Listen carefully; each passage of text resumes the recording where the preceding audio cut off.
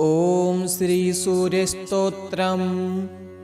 ॐ सप्तास्वं समारुह्य रोणसारथिमुत्तमं श्वेतपद्मधरं देवं तां सूर्यं प्रणमाम्यहं।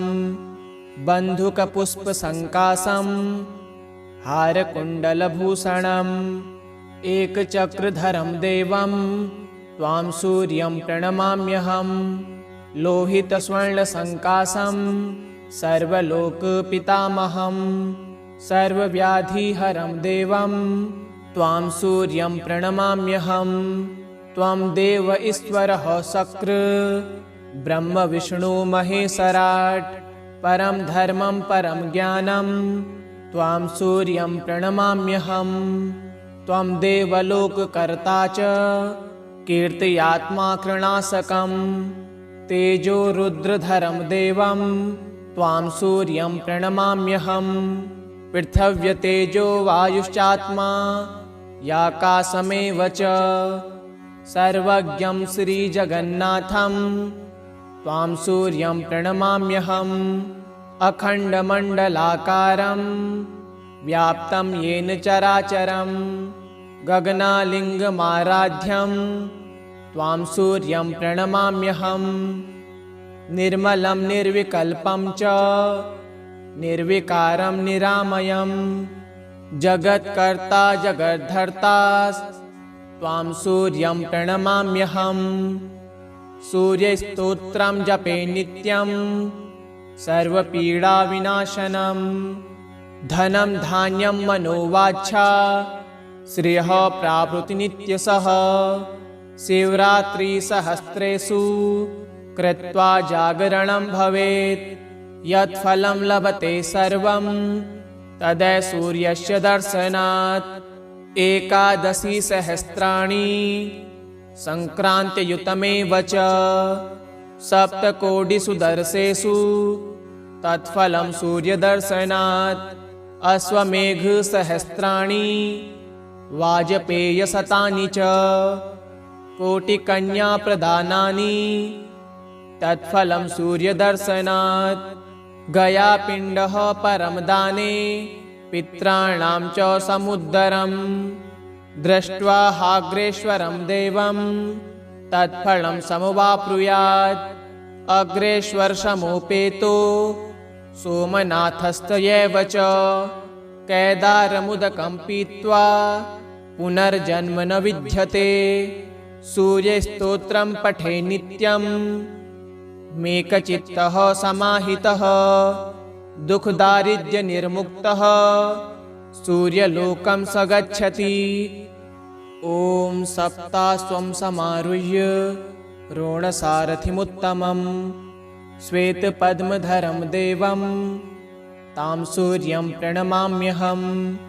बन्धुकपुष्पसङ्कासं हारकुण्डलभूषणम् एकचक्रधरं देवं त्वां सूर्यं प्रणमाम्यहं।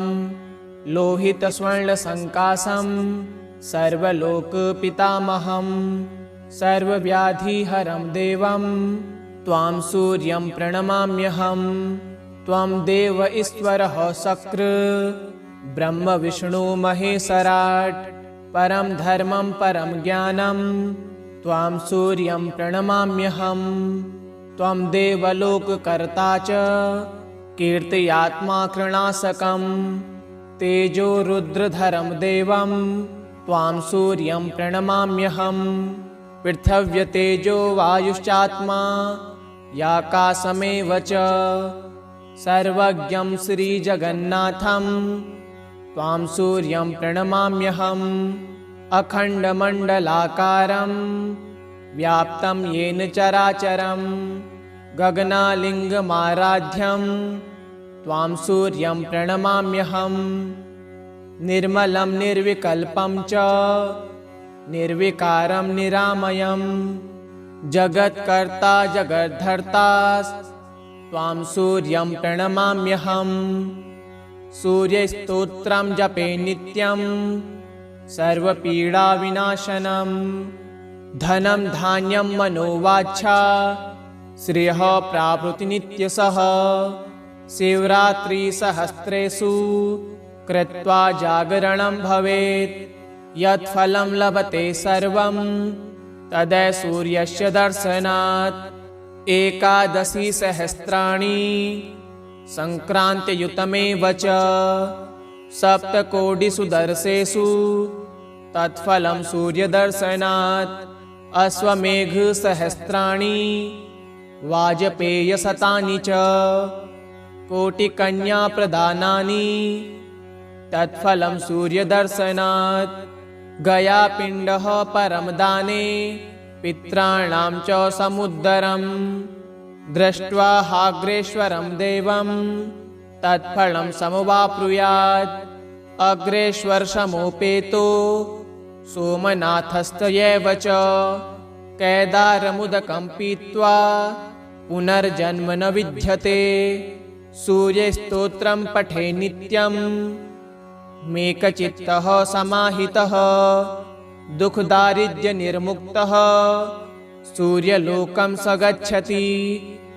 ॐ सप्तास्वं समारुह्य रोणसारथिमुत्तमं श्वेतपद्मधरं देवं तां सूर्यं प्रणमाम्यहं। बन्धुकपुष्पसङ्काशं हारकुण्डलभूषणम् एकचक्रधरं देवं त्वां सूर्यं प्रणमाम्यहं। लोहितस्वर्णसङ्काशं सर्वलोकपितामहं सर्वव्याधिहरं देवं त्वां सूर्यं प्रणमाम्यहं। त्वं देव ईश्वरः शक्र ब्रह्म विष्णु महेश्वराट् परं धर्मं परं ज्ञानं त्वां सूर्यं प्रणमाम्यहं। त्वं देवलोककर्ता च कीर्त्यात्मा कृणाशकं तेजो रुद्रधरं देवं त्वां सूर्यं प्रणमाम्यहं। पृथिव्यतेजो वायुश्चात्मा याकाशमेव च सर्वज्ञं श्रीजगन्नाथं त्वां सूर्यं प्रणमाम्यहम्।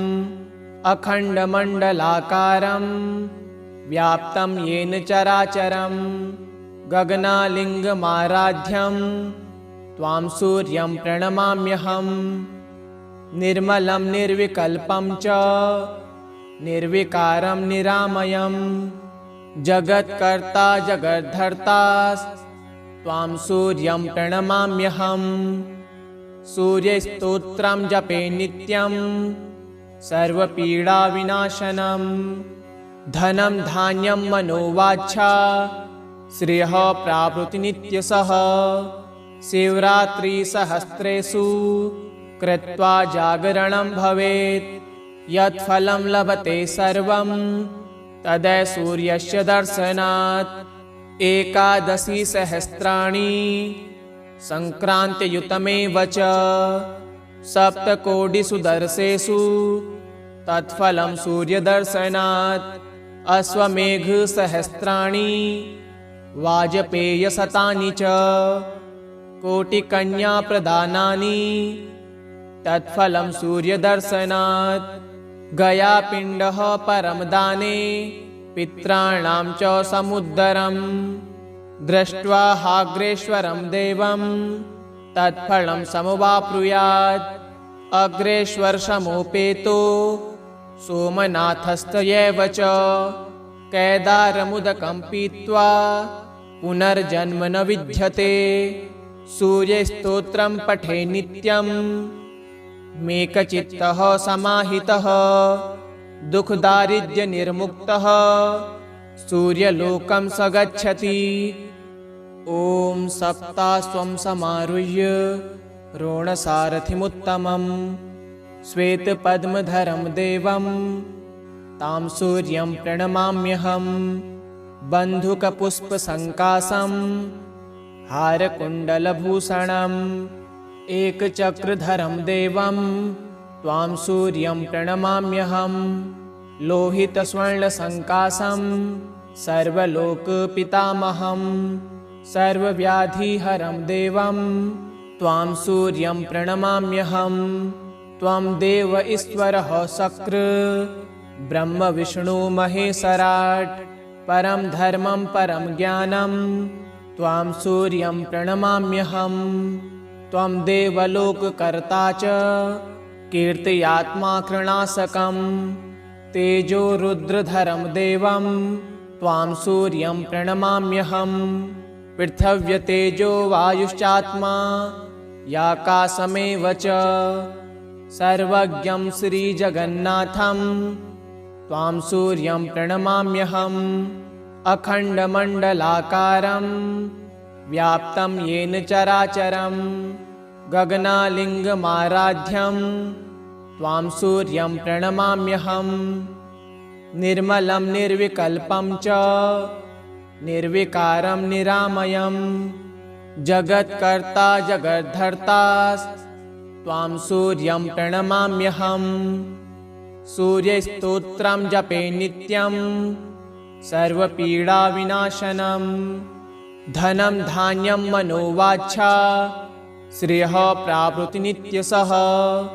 शिवरात्रिसहस्रेषु कृत्वा जागरणं भवेत् यत्फलं लभते सर्वं तदै सूर्यस्य दर्शनात्।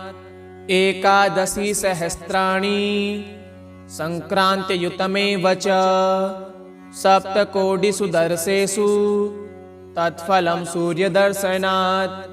अश्वमेघसहस्राणि वाजपेयशतानि च कोटिकन्याप्रदानानि तत्फलं सूर्यदर्शनात्।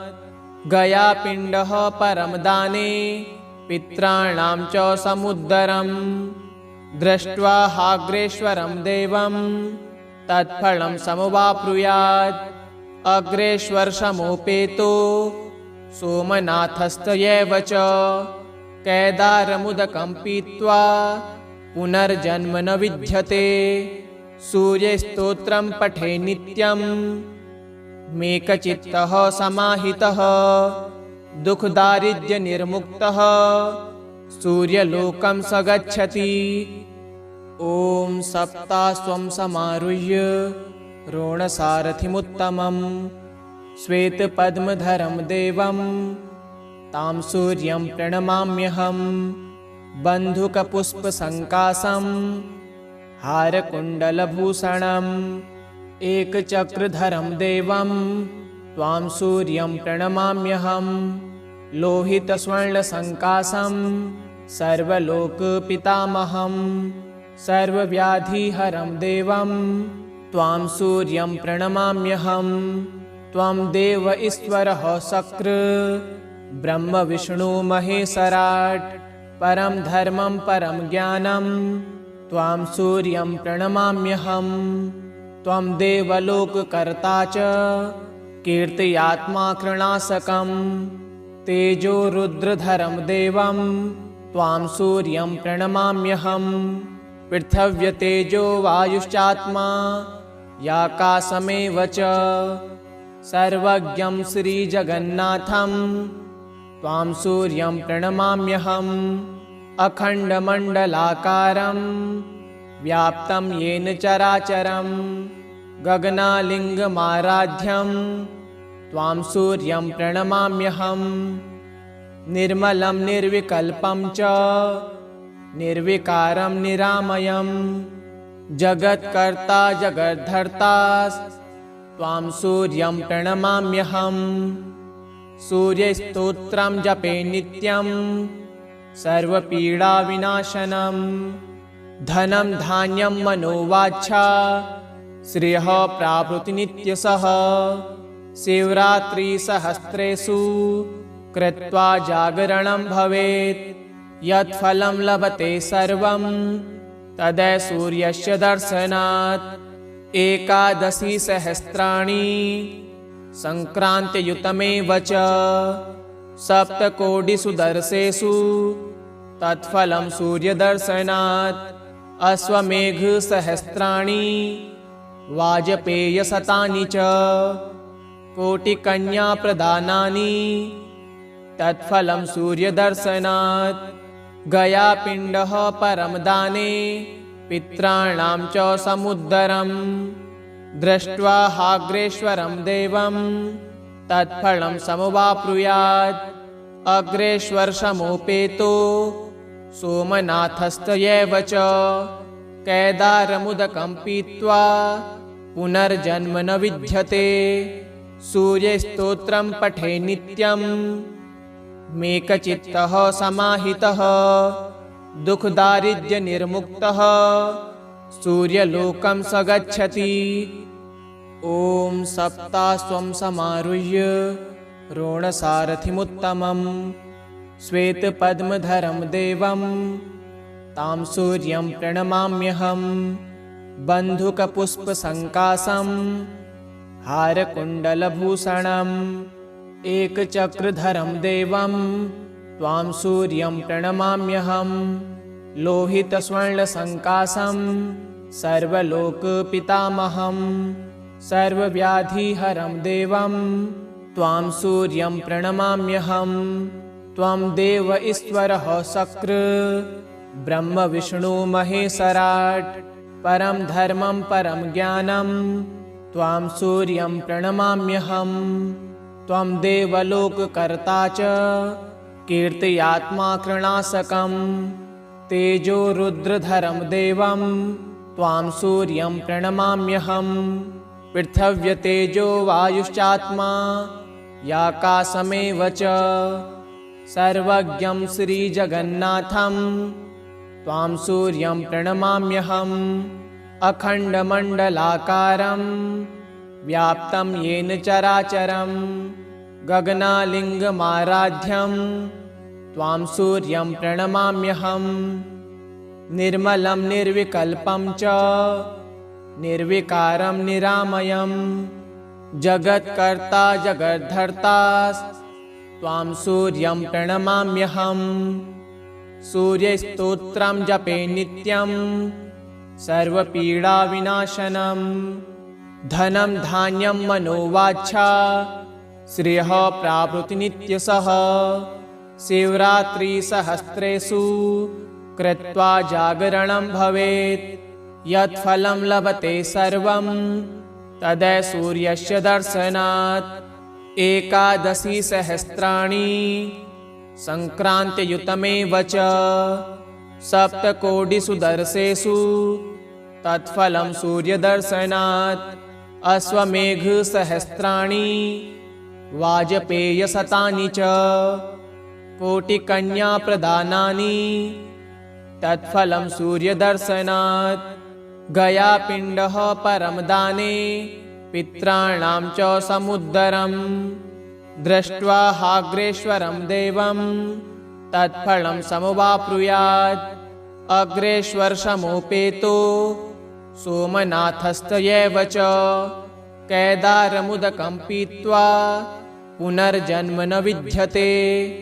सूर्यस्तोत्रं पठे नित्यं मेकचित्तः समाहितः दुःखदारिद्र्यनिर्मुक्तः सूर्यलोकं स गच्छति। ॐ सप्तास्वं समारुह्य रोणसारथिमुत्तमं श्वेतपद्मधरं देवं तां सूर्यं प्रणमाम्यहं। बन्धुकपुष्पसङ्कासं हारकुण्डलभूषणम् एकचक्रधरं देवं त्वां सूर्यं प्रणमाम्यहं। लोहितस्वर्णसङ्कासं सर्वलोकपितामहं सर्वव्याधिहरं देवं त्वां सूर्यं प्रणमाम्यहं।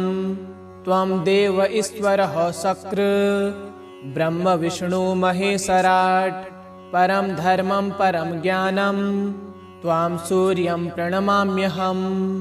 त्वं देवलोककर्ता च कीर्त्यात्मा कृणासकं तेजो रुद्रधरं देवं त्वां सूर्यं प्रणमाम्यहं।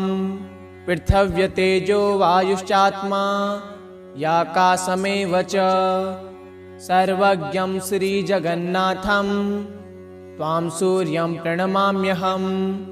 अखण्डमण्डलाकारं व्याप्तं येन चराचरं गगनालिङ्गमाराध्यं त्वां सूर्यं प्रणमाम्यहम्।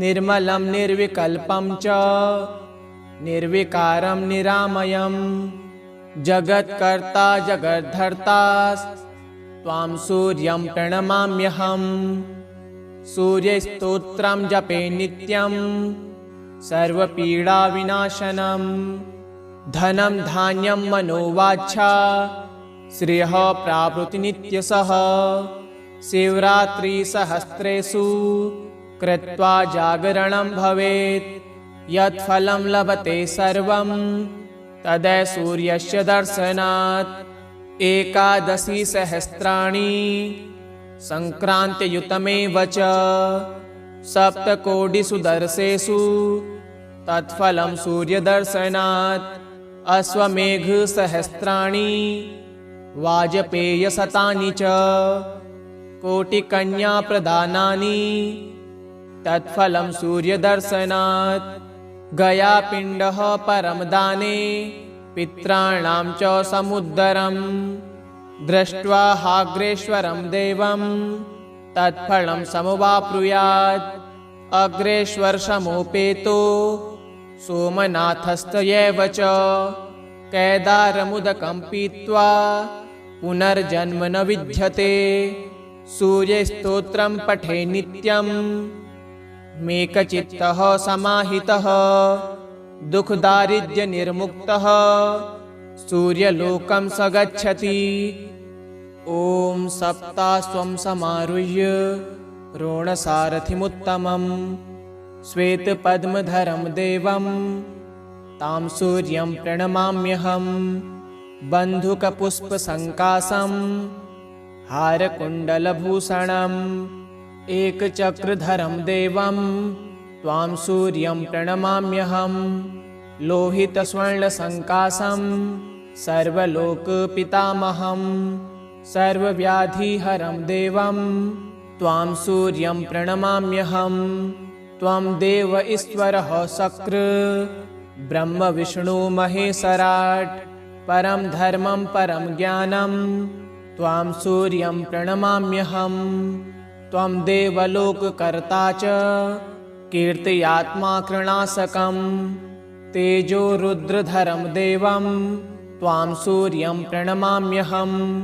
पृथिव्यतेजो वायुश्चात्मा याकाशमेव च सर्वज्ञं श्रीजगन्नाथं त्वां सूर्यं प्रणमाम्यहम् अखण्डमण्डलाकारं व्याप्तं येन चराचरं गगनालिङ्गमाराध्यं त्वां सूर्यं प्रणमाम्यहम् निर्मलं निर्विकल्पं च निर्विकारं निरामयं जगत्कर्ता जगद्धर्ता त्वां सूर्यं प्रणमाम्यहम् सूर्यस्तोत्रं जपे नित्यं सर्वपीडाविनाशनम् धनं धान्यं मनोवाच्छा श्रियः प्राप्नोति नित्यशः शिवरात्रिसहस्रेषु कृत्वा जागरणं भवेत् यत्फलं लभते सर्वं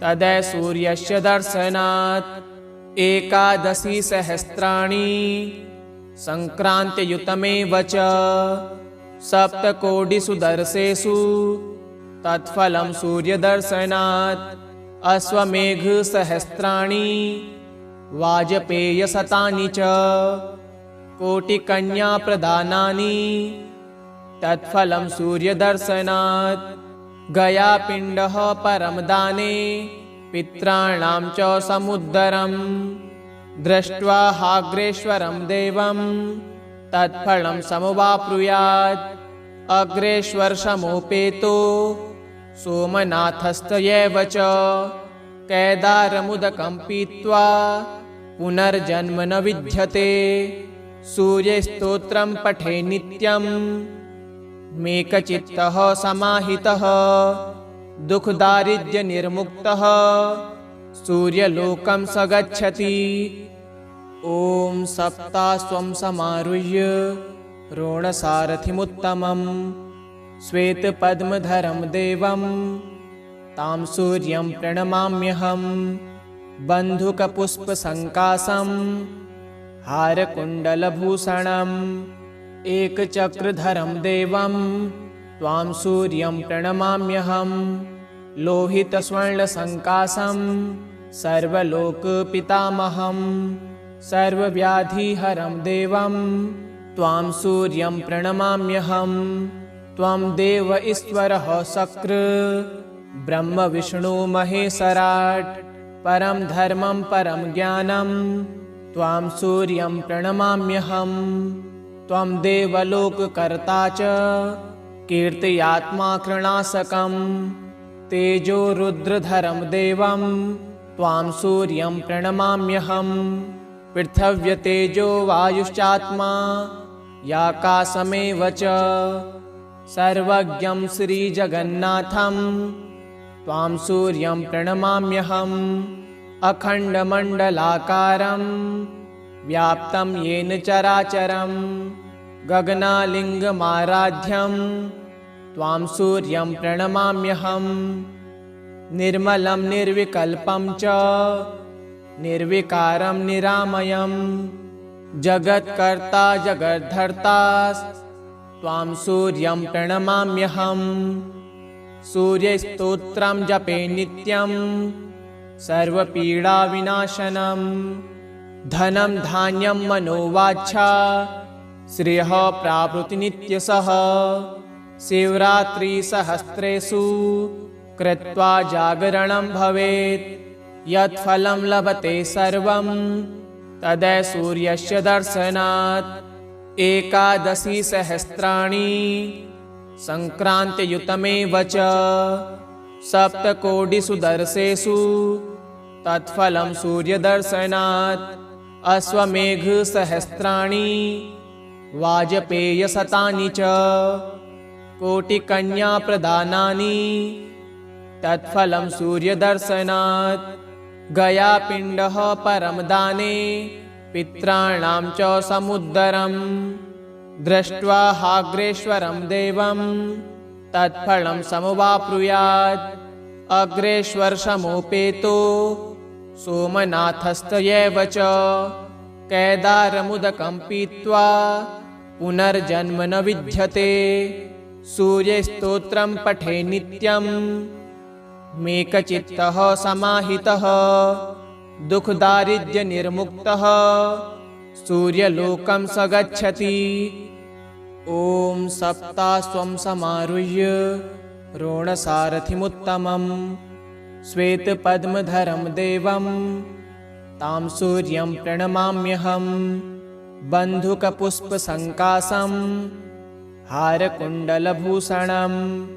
एकचक्रधरं देवं त्वां सूर्यं प्रणमाम्यहं। लोहितस्वर्णसङ्कासं सर्वलोकपितामहं। सर्वव्याधिहरं देवं त्वां सूर्यं प्रणमाम्यहं।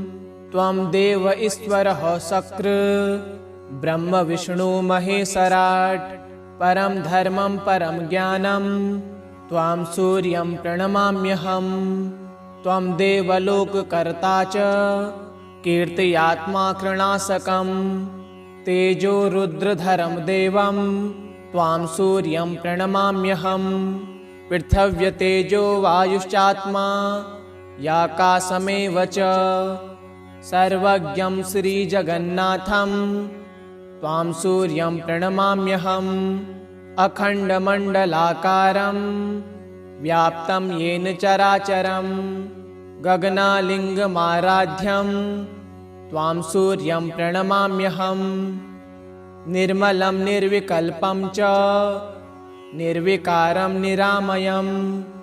जगत्कर्ता जगद्धर्ता त्वां सूर्यं प्रणमाम्यहम्। सूर्यस्तोत्रं जपे नित्यं सर्वपीडाविनाशनं। धनं धान्यं मनोवाञ्छा श्रियः प्राप्नोति नित्यशः। शिवरात्रिसहस्रेषु कृत्वा जागरणं भवेत्। यत्फलं लभते सर्वं तदै सूर्यस्य दर्शनात्। एकादशी सहस्राणि सङ्क्रान्तियुतमेव च। सप्तकोटिषु दर्शेषु तत्फलं सूर्यदर्शनात्।